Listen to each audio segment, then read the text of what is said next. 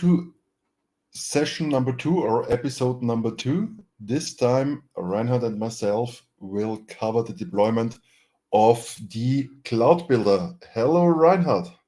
Hello, Tobias. So Cloud Builder for the VCF bring up, it's an OVA deployment. It's super straightforward. Couple of things like the NTP server we need to take care of. And basically that's it. It should be a relatively short video, right, Tobias?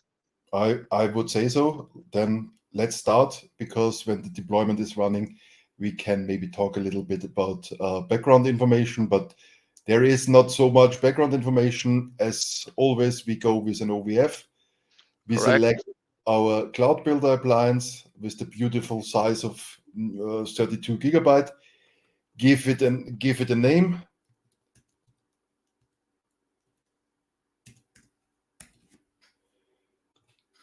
Select the ESXi you would like to utilize to deploy the Cloud Builder. Or vCenter if you have. Sorry for the interruption. Or, and this is something we can discover in the meantime until he is validating everything, or Reinhard will talk about it. Reinhard, what other solution would be possible if I do not have, because maybe I'm really working in a full greenfield, new data center site, I don't have any kind of ESXi host currently available, but I need the Cloud Builder because otherwise I cannot deploy my management cluster. What are the solutions? Very easy. Yeah. What are the solutions? Well, if you travel light, you take one of your desktop hypervisors, Fusion workstations. They are now free thanks to Broadcom. Or if you do not travel as light as you and a little bit more, let's say, with more equipment, I most likely have an Intel NUC with me with ESXi on it, and you can deploy it there and then start the bring up process from that virtual machine which runs on your portable NUC.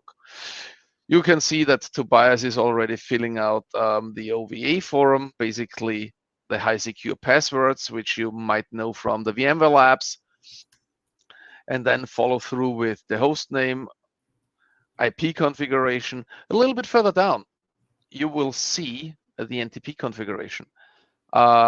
Remember when you have watched the prior video, the Cloud Builder checks the NTP IP address against the NTP address, which is configured in the host. So if you want all check marks green, the Cloud Builder NTP IP address matches that IP address from the NTP server, which is configured on your ESXi hosts.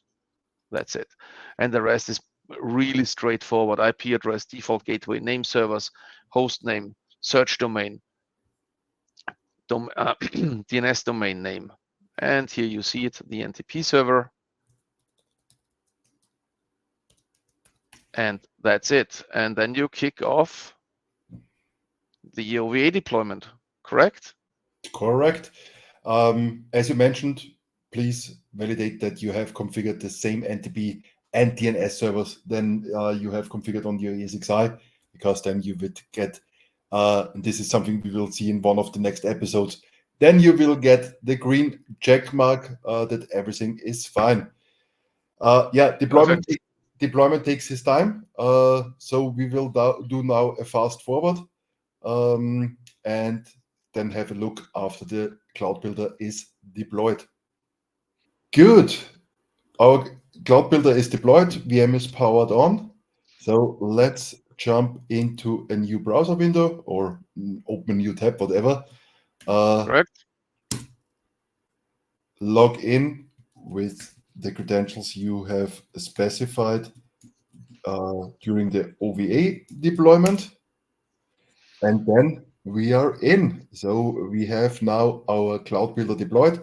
As you have seen, it is really a quite nice, straightforward process. It is a pre-configured OVA. We need to specify the network configuration, admin canword, root canword, and that's it.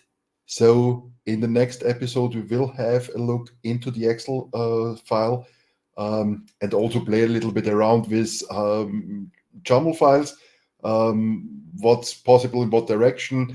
Maybe, not maybe, I would like to also to show you some additional support, how you can generate maybe the YAML file up front, if you would like to change stuff in there.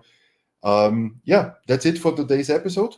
As Reinhard mentioned, quite a little shorter one this time, but also something which needs to be discussed in the whole VCF space. Thanks for your attention, and see you in the next video, guys. bye. Bye-bye.